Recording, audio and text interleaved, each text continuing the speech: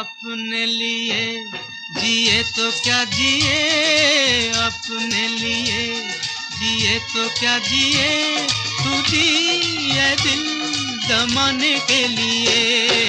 अपने लिए जिए तो क्या जिए, अपने लिए जिए तो क्या जिए, तू जिए दिल जमाने के लिए। नमस्कार दोस्त, मैं हूं आपका मोहित बरुआ और आप देख रहे हैं बरुआ का शो मस्ट गो। आज रंगमंच के सुहाने सफ़र में हमारे वरिष्ठ अभिनेता निर्देशक श्री के कुमार जी हैं, जिन्होंने बहुत से नाटक और बहुत से सीरियल और फिल्म की है। चलिए आपको मिलाते हैं के कुमार जी से। ये हमारी सेकंड इनिंग है के कुमार जी के साथ, और कुछ थिएटर के बारे बारीकियाँ भी जानेंगे और इनसे कुछ नाटक के बारे में कुछ परिचर्चा भी करेंगे। चलिए मिलाते हैं के कुमार जी से। नमस्कार के कुमार जी। नमस्कार। आप इतने वर्षों से रंगमंच कर रहे हैं, निरंतर करते चले आ रहे हैं, और पहले के रंगमंच में जो बच्चे सीखते थे लगन से, अब वो बच्चे लगन से सीखते भी नहीं है, सीधे सीधे फिल्मों में जाना चाहते हैं। तो हम चाहते हैं कि बहुत लोग जो थिएटर के हैं NSD नहीं जा पाते, किसी पैसे की व्यवस्था से या वहाँ जुगाड़ नहीं होता है, वो भी नहीं जा पाते। तो हम चाहते हैं कि उनको कुछ नाटक की कुछ विधियाँ, थिएटर किस तरह करना चाहिए, क्या क्या करना चाहिए, थोड़ा सा संक्षेप में बताएं, तो जो बच्चे सीखना चाहें तो वो आपसे चाहें तो आके सीख लें। आप अपना नंबर दें ताकि आपसे रूबरू होकर कुछ ज्ञान प्राप्त कर लें थिएटर के बारे में। इसलिए मैं आपसे आज परिचय करा रहा हूँ। ये जो है ना कि जिससे भी बात करिए, हाँ, वो कहता है मैं अभिनय मेरा शौक है, पैशन है। वो पैशन वैशन नहीं है, सिर्फ फिल्म में मतलब उनको लगता है कि वहाँ पहुँच जाए, काम खत्म हो जाए। अगर पैशन है तो आप थिएटर में टाइम क्यों नहीं देते हैं? थिएटर में अगर आप टाइम देंगे तो आपका ये पैशन, ये शौक तो पूरा होगा और इतना ज़्यादा अनुभव मिलेगा कि फिल्मों में तो मिलेगा ही नहीं। क्योंकि फिल्म में तो किसी को पुलिस अगर बनना है, जीवन भर पुलिस बने रहो, जीवन भर जो है वो कुली बने रहो, फलाना बने रहो। लेकिन थिएटर में आपको विभिन्न प्रकार की तमाम कैरेक्टर्स करने को मिलते हैं, जिससे आपको अनुभव मिलता है उससे। और मेरा तो कहना यह है कि थिएटर हर आदमी को करना चाहिए, सिर्फ इसलिए नहीं कि फिल्मों में जाना है। समाज में उसका व्यक्तित्व कैसा बनेगा, वो समाज में कैसे उठे बैठेगा, इसका भी बहुत अच्छा ज्ञान हो जाता है, पर्सनैलिटी बन जाती है। 10 लोग खड़े हुए हैं, जो थिएटर का लड़का है उसकी जो एटीट्यूड है, उसका जो बातचीत का चलने का तरीका, कपड़े पहनने का तरीका अलग दिखाई देगा। इसलिए थिएटर तो ज़रूर करना चाहिए, फिल्म में काम मिले या ना मिले। अब चूँकि हमने थिएटर में इतना समय दिया है तो कुछ पैसा भी मिल जाए तो ये बहुत अच्छी चीज़ है। तो उसके लिए फिल्म ही है जहाँ पे मतलब चूँकि इंडस्ट्री है और इंडस्ट्री में तो कमाई है ही है, थिएटर में कमाई नहीं है। अब सवाल ये है कि आजकल थिएटर चल क्यों नहीं रहा है, नाटक चल क्यों नहीं रहे हैं। तो आप ये देखिए कि नाटक जो है हम लोग एक शालीनता के अंदर करते हैं। हमारा एक क्राइटेरिया है कि इसके बाहर हमें नहीं जाना है। अभी हम यही नाटक में फिल्मों की तरह वो डांस और कौन सा होता है जो आइटम सॉन्ग डाल दें, या और भी कपड़े उतार के स्विमिंग पूल टाइप के उसमें टहला दें, तो उसी नाटक में भीड़ हो जाएगी। लेकिन हम वो इसलिए नहीं करते कि हमारा उद्देश्य समाज को एक अच्छी चीज़ देना, एक अच्छा विषय दे के हम उनके सामने जाते हैं। जैसे पहले फिल्मों में अच्छे विषय आते थे, बहुत अच्छे विषय आते थे। जैसे फिल्म थी घूंघट, या बहुत सारी फिल्में, गृहस्थी, तो घराना, तो उसमें वो मैसेज देते थे कि भाई शराबी की शराब मत पियो, इस तरह से बुरा होता है। लेकिन आजकल फिल्मों में सिर्फ एक ये है कि हीरा चुरा लो, और वो मार कूट वाला काम सिर्फ चल रहा है। थिएटर में हम ये नहीं करते हैं, बेस्ट से बेस्ट हम स्टोरी लाने की कोशिश करते हैं जिससे दर्शकों को मनोरंजन हो। अच्छा, मनोरंजन सिर्फ कॉमेडी से ही नहीं होता, अगर आप ट्रेजेडी भी दिखाते हैं तो उसमें भी बहुत मनोरंजन होता है, बहुत होता है। मैंने चूँकि ट्रेजिडी वाले नाटक किए हैं, कॉमेडी भी किए हैं, लेकिन अगर हमारा प्रेजेंटेशन अच्छा है तो वो दर्शक वाह वाह कर देता है, बिल्कुल पिन ड्रॉप साइलेंस होके आपके थिएटर को देखेगा, बिल्कुल साइलेंट। ये फ़र्क है। तो जो कलाकार है वो अगर उसको क्रेज़ है कि हमें नाटक एक्टिंग करनी है तो वो करे, और सीधे फिल्मों में जाना है तो फिल्म इंस्टीट्यूट में 50 इंस्टीट्यूट है, वहाँ 1,50,000 रुपया दे के ज़रा से सीख लो, छोटे मोटे रोल मिल जाएंगे। बड़े रोल की तो आप उम्मीद ही मत करिए, क्योंकि जैसे मान लीजिए मैं ही प्रोड्यूसर हूँ तो मैं पहले अपने भतीजे को, अपने आदमियों को, अपने घर वालों को ही तो रखेंगे। भाई आप कोई फैक्ट्री लगाएंगे तो क्या बाहर वालों को पहले बुला लेंगे? नहीं, घर ही वाले को पहले आप घर वालों को बुलाएंगे। तो फिल्म जो है, या तो आपको हीरो बनना है तो उसके लिए फाइनेंस इकट्ठा करिए और जॉइंट वेंचर यानी सहयोग से फिल्म बनाइए, आप हीरो बनिए, चल गई तो आप राजा। नहीं, अच्छा ये एक बात और भी है कि आप 2-4 फिल्मों से बड़े भारी कलाकार नहीं बन जाएंगे। कलाकार वो बनेगा जब आपकी कम से कम आपका चेहरा रिकॉग्नाइज हो जाएगा, लोग देखेंगे कि हाँ ये कलाकार आ गया, तो उसमें लगता है टाइम। अब आप ये देखिए कि अमिताभ बच्चन ही हैं, उनकी कितनी फिल्में फ्लॉप हुई। फ्लॉप भी हुई, लेकिन उनके ऊपर बैकिंग थी इंदिरा परिवार की, लिहाजा वो टिके रहे। और जब आप किसी बच्चे को हाई स्कूल में खूब पढ़ाएंगे तो एक ना एक दिन तो पास होना ही है। लेकिन हमको कोई इतना चांस नहीं दे, नहीं हमको देखेगा इनको एक या 2 टेक बस वो हमको रिहर्सल भी करने नहीं देगा, पन्ना पकड़ा देगा कि तैयार होइए सर, जल्दी करिए। और जो हीरो हीरोइन है उनको महीने भर पहले दे दिया जाता है कि जाओ तैयार करो, खुलो मिलो सब। तो ये फ़र्क है इसमें। अब थिएटर के लिए तो ज़रूरी है कि देखिए एक चीज़ और हम कहना चाहेंगे कि कहानी कैसी भी हो, कैसी भी कहानी हो, उसका प्रेजेंटेशन अगर आपका बढ़िया है, उसका मतलब सारा खाका बढ़िया है, ताना बाना बढ़िया है, सभी कुछ, तो कोई ताकत नहीं कि उस नाटक को लोग देखें ना। आप देखिए शोले फिल्म है, सुपर हिट फिल्म है, मेरा गांव मेरा देश वैसे ही बनी है, वैसे ही शोले वैसे ही बनी है, और बहुत सारी फिल्में एक ही पैटर्न पर बनी है, लेकिन उनका प्रेजेंटेशन अलग है। हाँ, उनका प्रेजेंटेशन ऐसा है कि आदमी बस देखता रह जाता है। तो ये चीज़ पे हमें कोई भी नाटक करिए। अब ये तो है नाटक इतने सारे लिख दिए जाए कि आप रोज एक नया नाटक ले चलें। वही नाटक खामोश अदालत जारी है, फंदी है, या कुमार की छत पर है, ये नाटक आप करिए। दूसरों ने किया है तो क्या हुआ, आप उनका प्रेजेंटेशन खूबसूरती से करिए, आप अपनी प्रस्तुति दिखाइए। हाँ, प्रस्तुति दिखाइए। और रिहर्सल में आप अगर 2-4 गणमान्य आर्टिस्टों को बुलाएं, उनसे राय लें और वो सही राय भी दे दें। ये नहीं कि भाई वाह क्या बात नहीं, ऐसे कैसे हो सकता है, कह दिया नहीं, तो फिर हमको फिर भटक गए। फिर हम अगर उन्होंने कायदे से हमें बताया कि देखो ये शॉट, ये जो सीन है ये सही नहीं है, ज़्यादा उबाऊ है, या इसमें डायलॉग कुछ भी बताएंगे वो, उस पर आप ध्यान दीजिए। जरूरी नहीं है उसको फॉलो करें, अगर आपको अच्छा लगता है तो फॉलो करिए, क्योंकि हमारी जो बिरादरी है नाटक की, इसमें सब लोग एक दूसरे को चूतिया समझते हैं सब। तो उसमें थोड़ा सा मतलब ये है ना कि हमारी ठेस ना पहुंच जाए, तो दूसरों को चूतिया ना समझें, थोड़ा सा उनको इज्जत दें, उनकी बात को समझें, और अगर पसंद आती है तो उस बात को रखें, उसमें क्या बुराई है।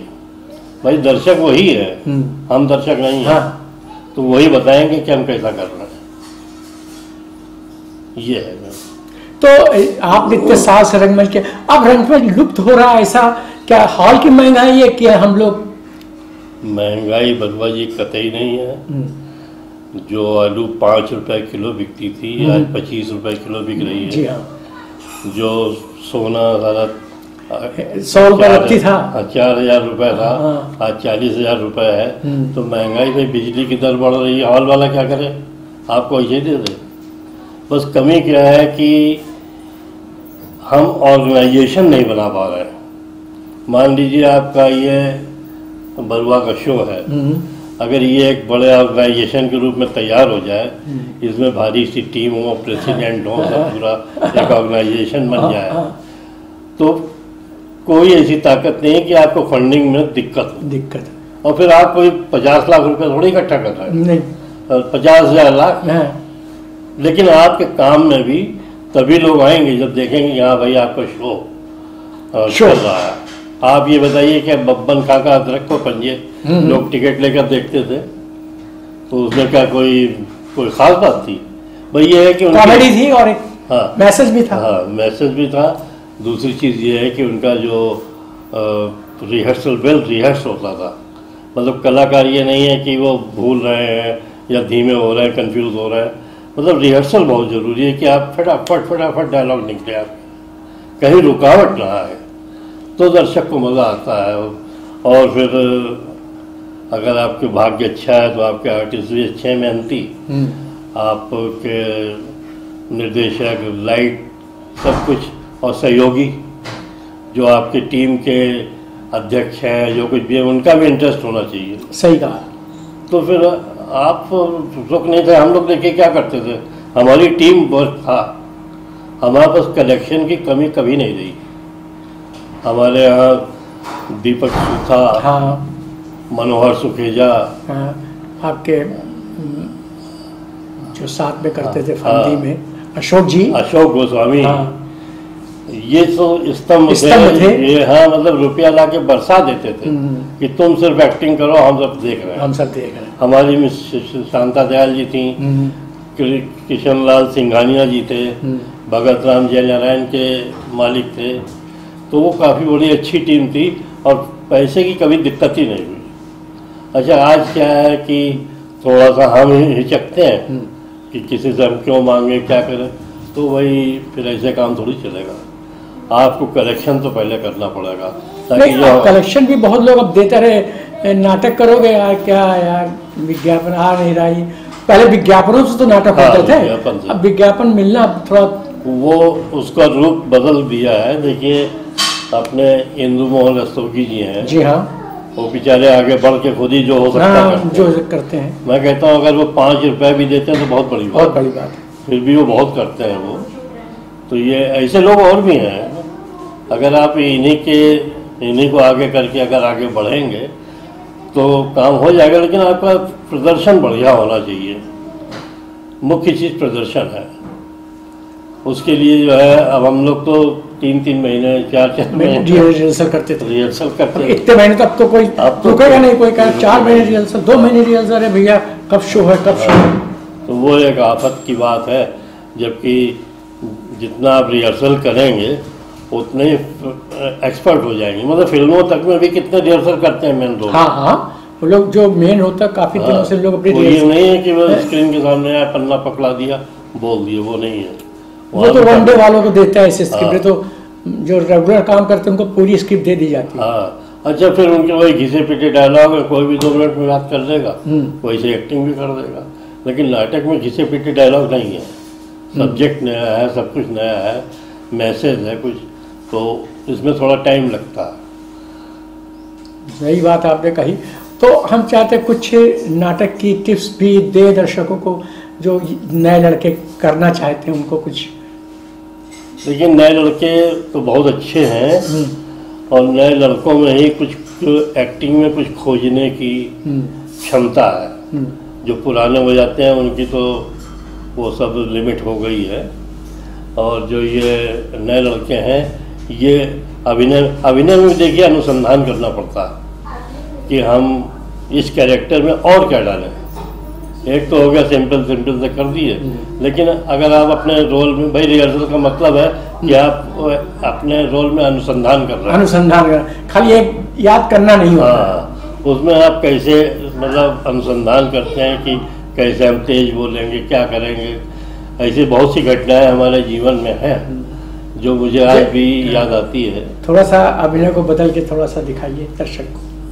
जैसे कि एक नाटक था थैंक यू मिस्टर। हाँ, थैंक यू मिस्टर, बहुत अच्छा नाटक था।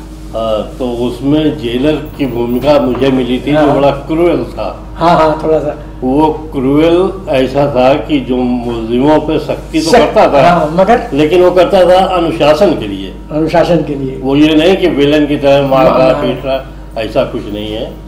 तो उसमें हमारी जब एंट्री होती है, अच्छा उस समय हम बड़ा कॉन्शियस रहते थे कि हमारा रोल अच्छा कैसे हो, हमेशा कॉन्शियस बहुत रहते थे। तो बैठे बैठे मुझे याद आया, हमने अपने डायरेक्टर से परमिशन ली, उनको राय दी कि हम ये कर लें, और डायरेक्टर ने कहा बिल्कुल सही है।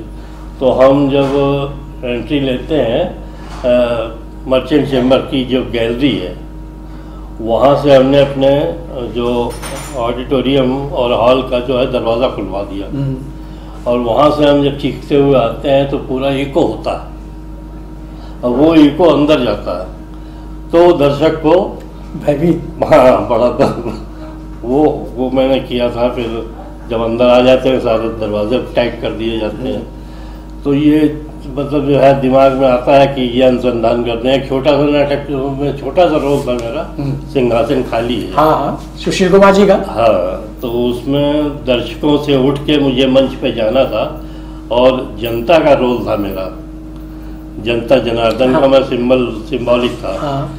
तो उसमें सुशील ने कहा था कि इसमें थोड़ी सी कॉमेडी रखना। तो मैं जब स्टेज पे चढ़ता हूँ तो उसमें सीढ़ियों से फिसल जाता हूँ, और दर्शक उसमें जो है बड़ा आनंद लेते हैं, उनको मज़ा आ जाता है। मज़ा क्यों आ जाता है? क्योंकि जो हम स्लिप हुए थे, जो हम फिसले थे, वो बहुत ही स्वाभाविक था, और उस स्वाभाविक फिसलने को मैंने रिहर्सल के पहले, शो के पहले, जब कोई हॉल में नहीं था, तब मैंने कई दफ़े रिहर्सल किया उसका करके। हाँ, आपने उसको कई दफ़े रिहर्सल किया, और जब परफेक्ट हो गया कि हाँ फिसल गया, कोई समझ नहीं सकता कि धोखे से कि ये बनावटी, हाँ, तब मैंने उसको डाल दिया उसमें, तो लोगों से। हाँ, तो फिर वो उसका रिस्पॉन्स भी मिलता। आदमी दर्शक को यही मज़ा आता है कि आप कितने रियल दिखा देते हैं सीन में, कितने रियल, और नहीं तो बनावटी में तो फिर वो मज़ा नहीं आता। अगर ट्रेजेडी आप कर रहे हैं, तो अगर आप मन से रो रहे हैं तो वो दर्शक को रुला देगा, मन से अगर आप हंस रहे हैं तो वो हंसा देगा। अब जैसे फंदी में वो जो बाप और बेटे का, हाँ, नहीं, फंदी में एक छोटी सी चीज़ हम बताएंगे, वो तो बहुत लंबी है। एक कैरेक्टर है हसरत, जिसके दांत निकले हुए हैं, वो हमेशा यूं ही रहता है। तो जो वकील होता है सफाई का, वो उसको कहीं मुकदमा नहीं मिलता, तो बड़ी मुश्किल से वो फंदी को बचाने के लिए अपना नाम दे देता, अपना काम कर देता है। तो जैसे ही वो वकील डरते डरते मेरे पास आता, मैं खड़ा हूँ कि ये क्या पूछेगा। तो जैसे ही वो वकील ऐसे आता है मेरे पास, तो पूछता है आपका नाम। तो देखिए, मन से हंसने से क्या होता है,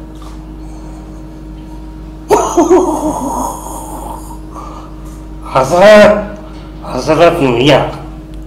तो ये जो मन से आप हंसेंगे तो दर्शक आपके साथ इन्वॉल्व हो जाएगा। अगर मान लीजिए हम बनावटी हंसी हंसते हैं तो फिर वो नहीं आता। हाँ, तो आपके दिल से जो चीज़ निकलेगी वो अच्छा लगेगा।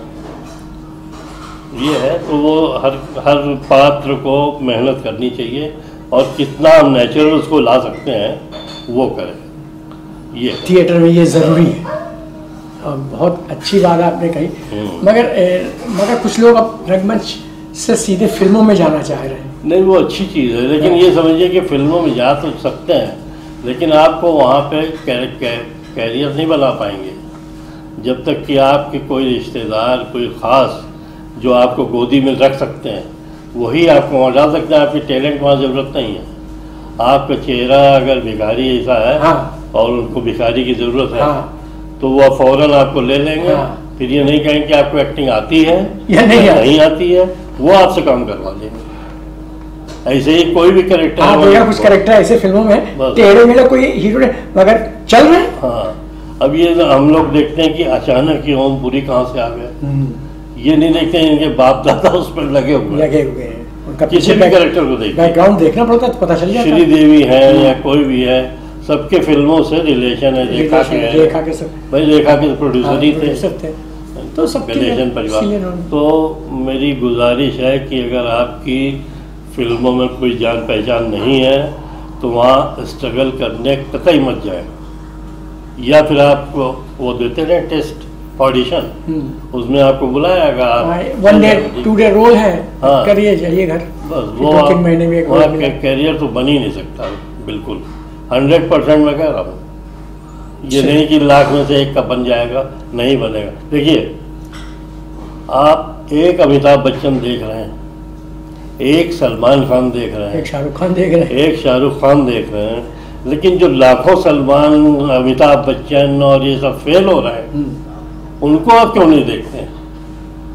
लाखों लोग स्ट्रगल करने गए होंगे कि हम अमिताभ बच्चन बनेंगे, धर्मेंद्र बनेंगे, शाहरुख खान बनेंगे, तो उनको क्यों नहीं देख रहे हैं जो बेचारे फेल हो गए? वही हाल लड़कियों का। तो फिल्म में तो तभी जाए जब आपका कोई गोदी में उठाने वाला हो। गोदी में उठाने का मतलब बहुत नज़दीकी हो आपका, या फिर आपके पास फाइनेंस की सुविधा है, आप प्रोडक्शन में गए, प्रोडक्शन हाउस, उन्होंने कहा मेरे चेहरे को देखते हुए, मेरी पर्सनालिटी को देखते हुए कोई फिल्म आप बना दीजिए, तो वो फिर आपके ऊपर मेहनत करके ईमानदारी से फिल्म बनाएंगे। अच्छा फिल्म बन गई, मान लीजिए 1 करोड़ 2 करोड़ या 10 करोड़ बन गई, उसके बाद देखेगा तभी जब आप उसका विज्ञापन करेंगे। उससे ज़्यादा विज्ञापन करना पड़ता है, नहीं करेंगे तो आपको चलेगा ही नहीं, ये समझ लीजिए। कट कर मैं बताऊँ, चलिए। एक फिल्म मैंने देखी थी देवदास, उसका एक डायलॉग काफ़ी पॉपुलर है और मुझे भी बड़ा अच्छा लगा था, मैं उसी को बोलता हूँ। तो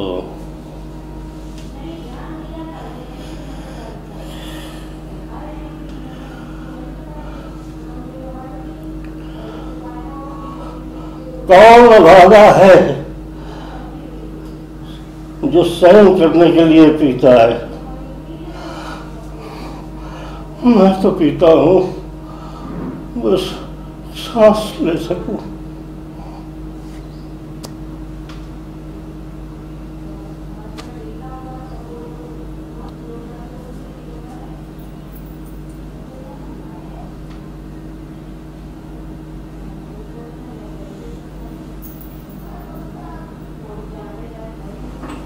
उस दिन शाम को फंदी घर लौट रहा था,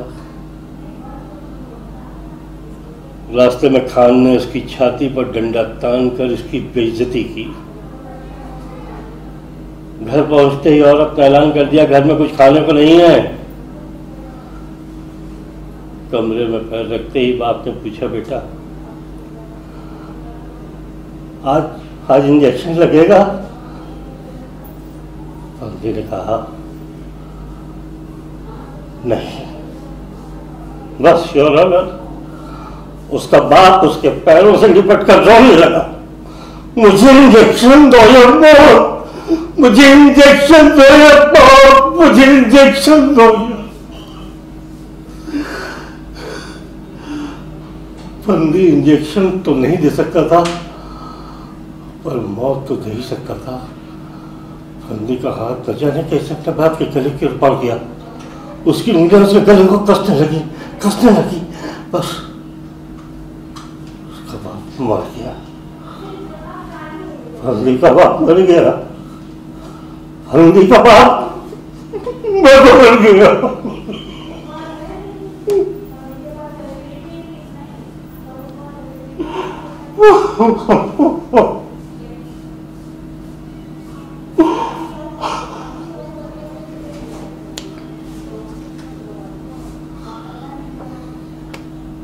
चलिए। भाभी, भाभी तुम जो भी हो, जैसी भी हो, मैं इसी रूप में तुम्हें प्यार करता हूं, लेकिन मेरा मन कितना भी चाहे तुम्हारा भोग नहीं कर सकता।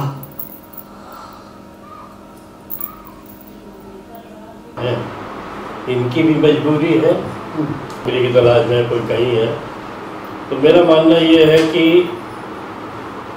अगर आपको एक्टिंग करनी ही है तो आप भरपूर उसमें जो है टाइम दीजिए। जैसे आप किसी क्लब में टेनिस का खेलने जाते हैं या क्रिकेट, अच्छा हर चीज़ भी तो देखिए, जो राजनीति है इसमें भी कितने लड़के घुमा करते हैं जिंदाबाद मुर्दाबाद, और उनकी ज़िंदगी गुजर जाती है, लेकिन वो सभासद तक नहीं बन पाते। नहीं इसलिए कि आपको अपनी टैलेंट की पहचान नहीं है। तो अगर आपको अपनी टैलेंट की पहचान है और फिल्म और ये क्रेज़ है एक्टिंग करने का, तो आपको इसमें बिल्कुल जैसे कि गायकी है, नृत्य है, उतनी रियाज, तबला वादन है, सितार वादन है, जितना रियाज करना पड़ता है उतने ही रियाज आपको एक्टिंग में भी करना पड़ेगा। आप सिंपल डायलॉग तो बोल देंगे, लेकिन उस कैरेक्टर में कैसे हम मूवमेंट करें, कैसे हम हीरोइन को एडजस्ट करें, हम अपने आप को कैसे एडजस्ट करें, ये डायरेक्टर आपको कहाँ तक बताएगा। सही कह रहे हो, कुछ अपनी फीलिंग भाई वो तो आपको ही करना पड़ेगा। डायरेक्टर अगर एक चीज़ बताने लगेगा तो फिर उसका दिमाग जो है सीन क्रिएशन में जाएगा ही नहीं, वो आपसे एक्टिंग है कराने लगेगा।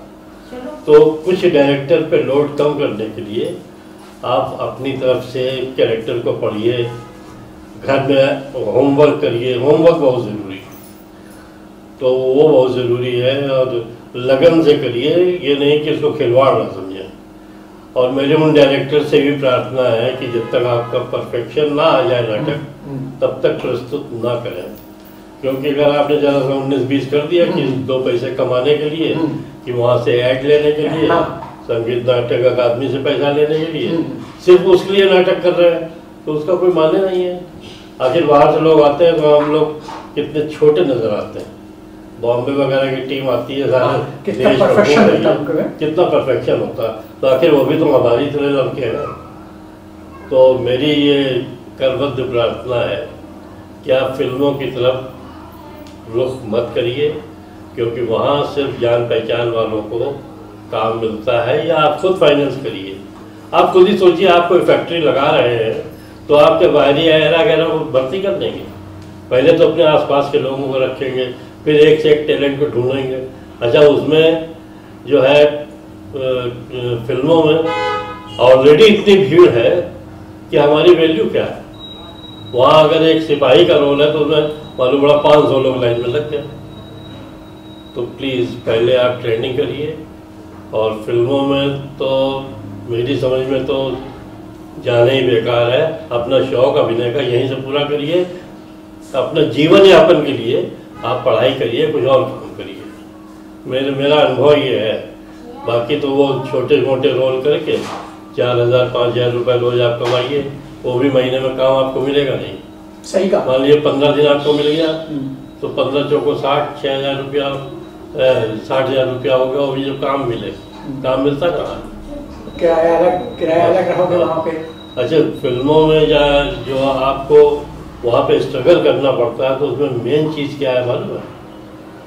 वहाँ की तन्हाई, जो बिल्कुल आपके पास काम नहीं है, बिल्कुल अकेले बैठे हैं, कहीं से ऑडिशन नहीं मिल रहा है, वो समय पार करना पागल कर देने वाला, और उसी से लड़के भाग आते हैं।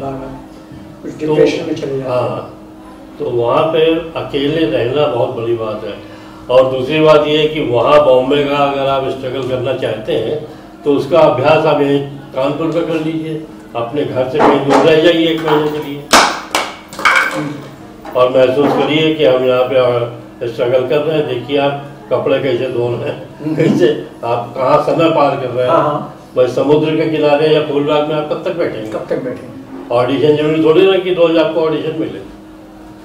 तो मतलब मेरी समझ में तो फिल्मों में तभी जाएं जहाँ आपका कोई घनिष्ठ हो, जो आपको जाते ही वहाँ उंगली पकड़ ले, रोल ना दे वो, लेकिन आपको सहारा दे दे। वही बात है। हाँ, सहारा मिल गया तो आप फिर निकल सकते। लेकिन अब अननोन है कि इस स्टेशन में उतरे, कोई आपको जानता नहीं, क्योंकि आपसे अच्छे हैंडसम पर्सनालिटी वाले, पैसे वाले वहाँ खुद ही स्ट्रगल कर रहे हो। तो ये मेरी गुजारिश है कि एक तो अपनी मजबूत ज़मीन करिए, नाटक करिए, नाटक के लिए सहयोग करिए डायरेक्टर का, संस्था का, ताकि फाइनेंस भी आए और आप उससे सीखें। ये मेरा मतलब। Thank you. चलिए, बहुत बहुत समय दिया आपने कुमार साहब। एक छोटी सी भेंट है जो मैं आपको देना चाहता हूँ। ये हमारी स्मृति चिन्ह है, हमारे रंगमंच की तरफ से, ताकि एक स्मृति रहेगी। तो आप चलिए, ये आपने जो सम्मान दिया है, ये जो हमारे मेहमान आएंगे वो देखकर बहुत खुश होंगे। जीना यहाँ मरना यहाँ, इसके सिवा जाना कहाँ। जीना यहाँ मरना यहाँ, इसके सिवा जाना कहाँ। जी चाहे जब हमको आवाज दो, हम हैं वहीं, हम थे जहाँ, अपने यही दोनों जहाँ, इसके सिवा जाना